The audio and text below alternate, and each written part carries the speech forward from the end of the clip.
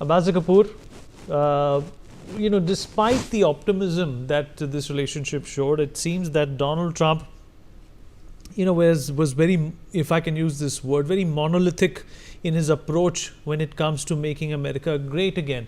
But do you think that he's going to be, in fact, doing the opposite of that? He's not going to make America great again. He's going to make America perhaps struggle again for alliances that could have kept China at bay and slowed down the ascent of its economy. Well, Vineet, thank you. It's a very valid point you're making, and a very important point which you made earlier. In his Truth Social tweet, he has mentioned that looks like we have lost India, etc., to deepest, darkest China. Now, he should have really put it as looks like I have lost India to China. Not that we. There's no we in that, statement. So that is the correct way to depict it, because he is the one who's solely responsible. And I guess the meeting with the honchos, the industrial corporate sector leaders, will not result in any great rapprochement between India and the US, because ultimately what has to happen at the policy making level, at the White House, at the Congress, and basically in the US system, because that is where the current fault lines lie.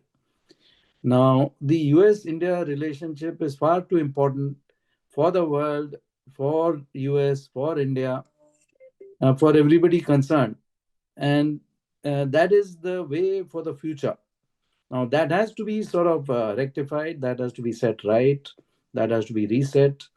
It has gone down a spiral, and it is still going to go a little bit more further down until the elections come up, the midterm elections in November 2026, when suddenly we will find that there is some, change in attitude and outlook.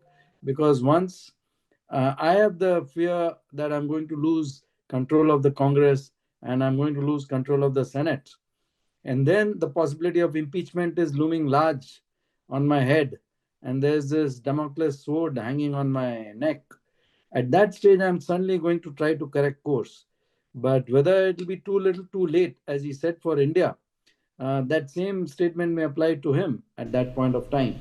Whether he will be able to do any course correction which will retrieve the ground situation, because currently I find the ground slipping very fast from under his feet.